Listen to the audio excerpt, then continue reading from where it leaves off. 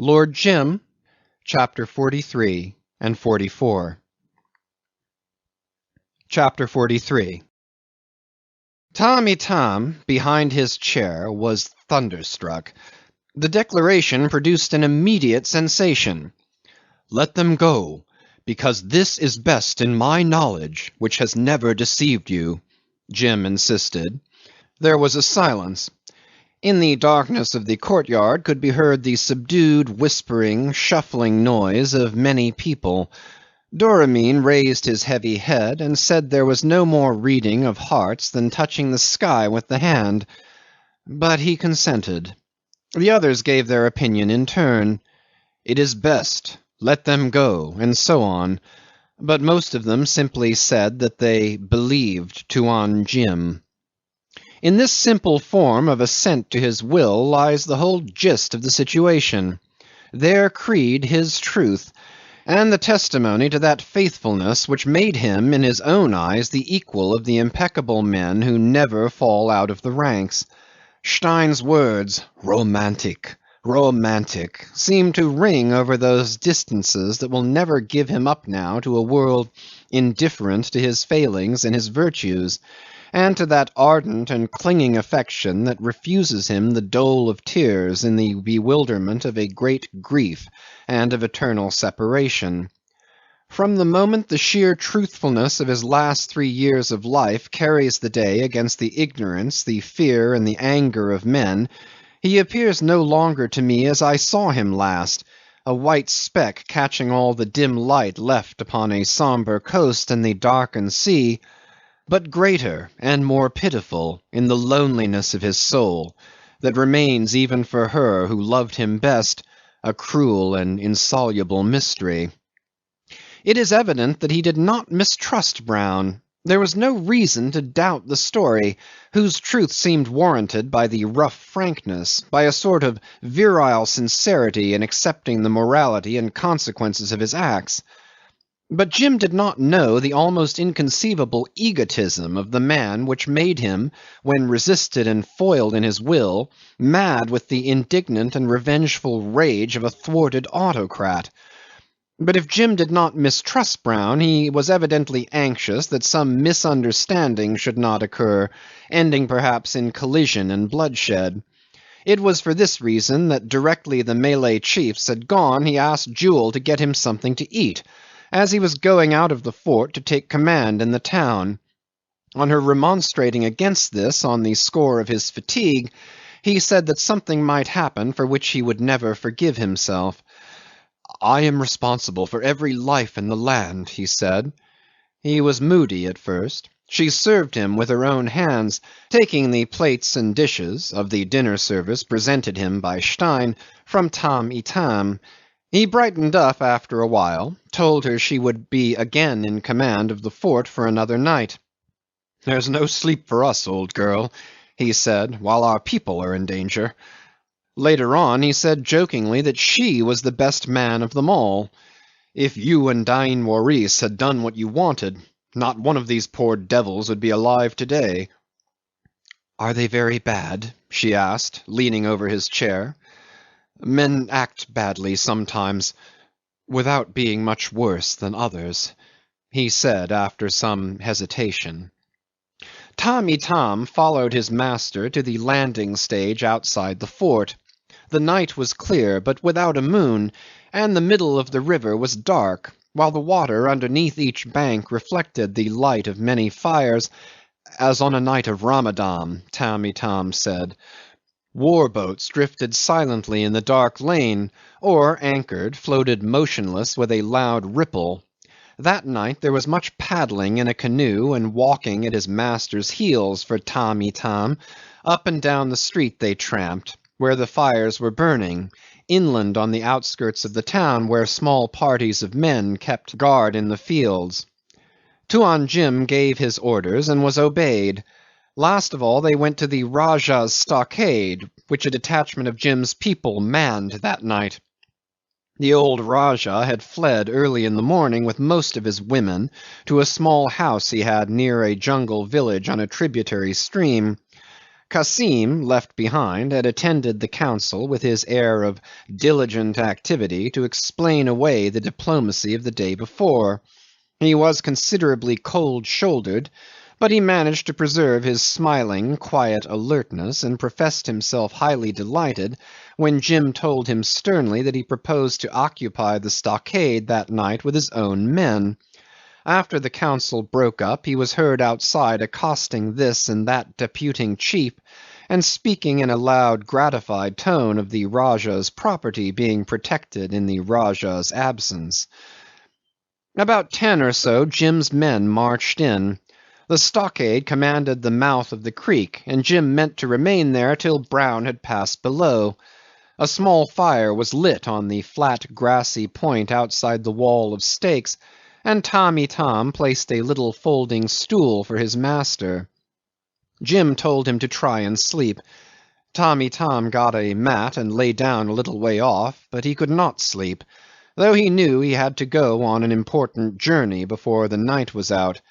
His master walked to and fro before the fire with bowed head and with his hands behind his back. His face was sad. Whenever his master approached him, Tamb' Itam pretended to sleep, not wishing his master to know he had been watched. At last his master stood still, looking down on him as he lay, and said softly, "It is time." Tamb' Itam arose directly and made his preparations. His mission was to go down the river, preceding Brown's boat by an hour or more, to tell Dain Waris, finally and formally, that the whites were to be allowed to pass out unmolested. Jim would not trust anybody else with that service. Before starting, Tamb' Itam, more as a matter of form, since his position about Jim made him perfectly known, asked for a token. "Because, Tuan," he said, "the message is important, and these are thy very words I carry." His master first put his hand into one pocket and then into another, and finally took off his forefinger Stein's silver ring, which he habitually wore, and gave it to Tamb' Itam. When Tamb' Itam left on his mission, Brown's camp on the knoll was dark but for a single small glow shining through the branches of one of the trees the white man had cut down. Early in the evening Brown had received from Jim a folded piece of paper on which was written, "You get a clear road. Start as soon as your boat floats on the morning tide. Let your men be careful.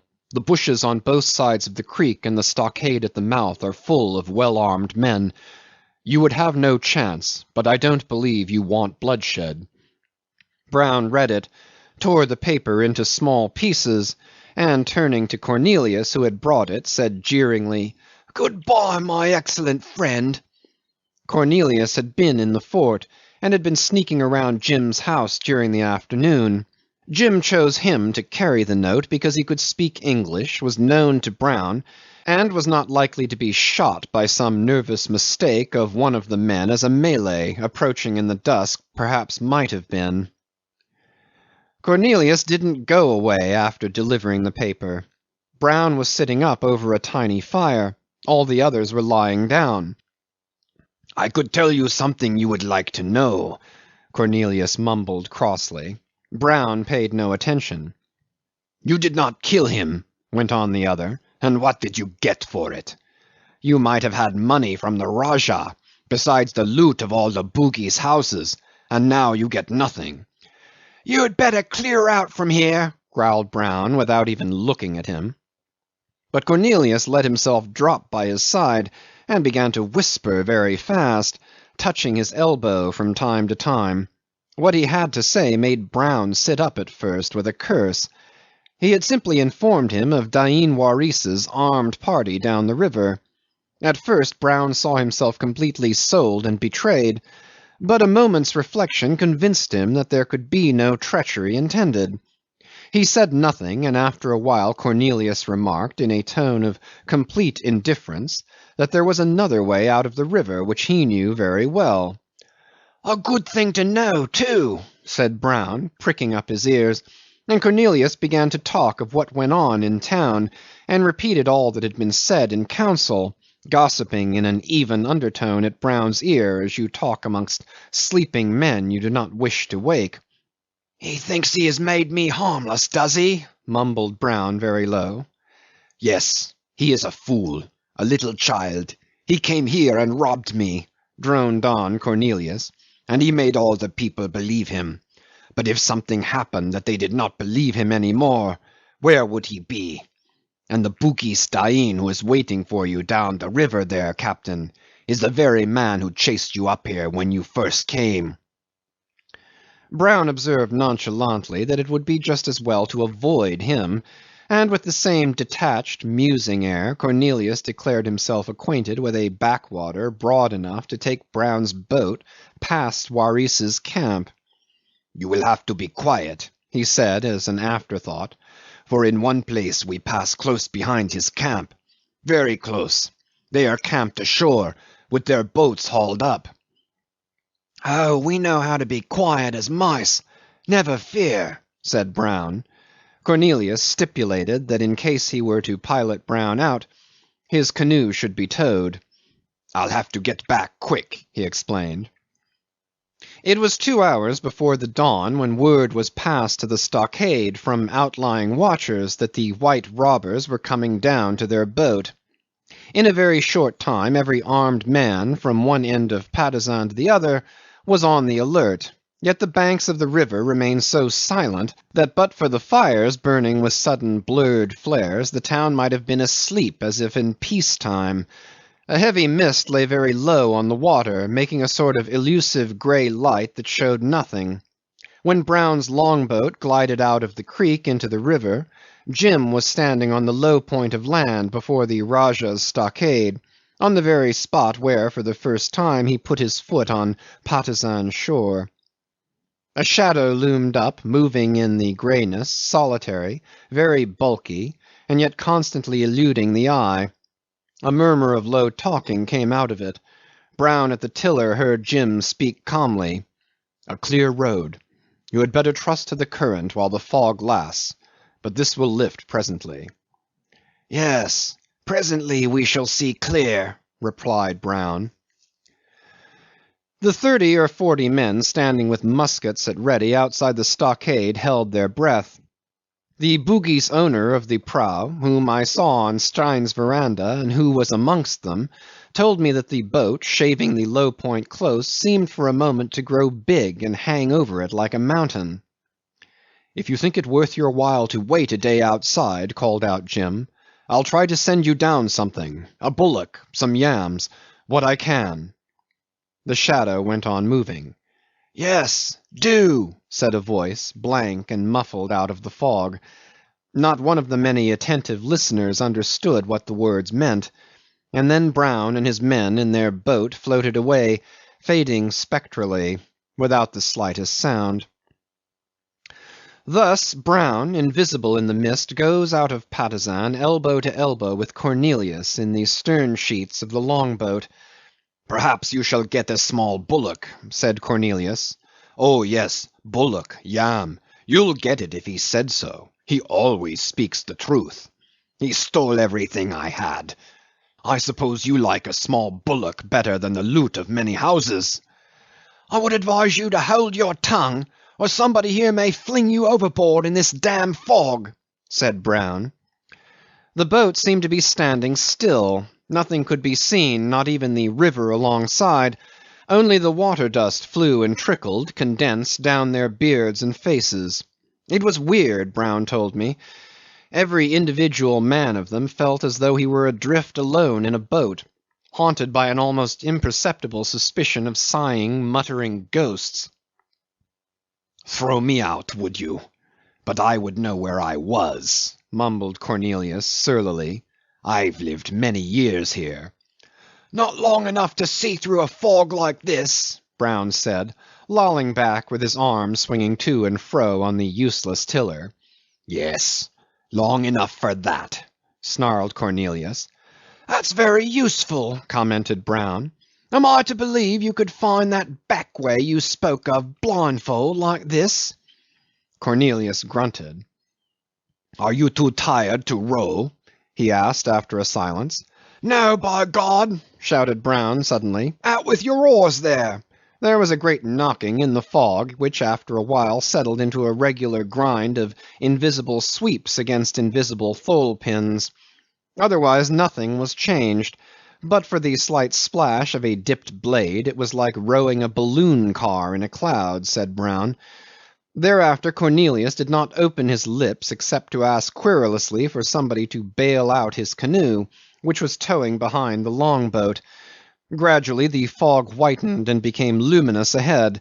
To the left Brown saw a darkness as though he had been looking at the back of the departing night. All at once a big bough covered with leaves appeared above his head, and the ends of twigs, dripping and still, curved slenderly close alongside. Cornelius, without a word, took the tiller from his hand. Chapter 44. I don't think they spoke together again. The boat entered a narrow by-channel where it was pushed by the oar blades set into crumbling banks, and there was a gloom as if enormous black wings had been outspread above the mist that filled its depths to the summits of the trees. The branches overhead showered big drops through a gloomy fog. At a mutter from Cornelius, Brown ordered his men to load. "I'll give you a chance to get even with them before we're done, you dismal cripples, you," he said to his gang. "Mind you don't throw it away, you hounds." Low growls answered that speech. Cornelius showed much fussy concern for the safety of his canoe. Meanwhile Tamb' Itam had reached the end of his journey. The fog had delayed him a little, but he had paddled steadily, keeping in touch with the south bank. By and by daylight came, like a glow in a ground glass globe. The shores made on each side of the river a dark smudge, in which one could detect hints of columnar forms and shadows of twisted branches high up. The mist was still thick on the water, but a good watch was being kept, for as Tamb' Itam approached the camp the figures of two men emerged out of the white vapour, and voices spoke to him boisterously. He answered, and presently a canoe lay alongside, and he exchanged news with the paddlers. All was well. The trouble was over. Then the men in the canoe let go their grip on the side of his dugout, and incontinently fell out of sight. He pursued his way till he heard voices coming to him quietly over the water, and saw under the now lifting swirling mists the glow of many little fires burning on a sandy stretch, backed up by lofty thin timber and bushes. There again a lookout was kept, for he was challenged. He shouted his name as the two last sweeps of his paddle ran his canoe up on the strand. It was a big camp. Men crouched in many little knots under a subdued murmur of early morning talk. Many thin threads of smoke curled slowly on the white mist. Little shelters, elevated above the ground, had been built for the chiefs. Muskets were stacked in small pyramids, and long spears were stuck singly into the sand near the fires. Tamb' Itam, assuming an air of importance, demanded to be led to Dain Waris. He found the friend of his white lord lying on a raised couch made of bamboo, and sheltered by a sort of shed of sticks covered with mats. Dain Waris was awake, and a bright fire was burning before his sleeping place, which resembled a rude shrine. The only son of Nakoda Doramin answered his greeting kindly. Tamb' Itam began by handing him the ring which vouched for the truth of the messenger's words. Dain Waris, reclining on his elbow, bade him speak and tell all the news. Beginning with the consecrated formula, "The news is good," Tamb' Itam delivered Jim's own words. The white men, deputing with the consent of all the chiefs, were to be allowed to pass down the river. In answer to a question or two, Tamb' Itam reported the proceedings of the last council.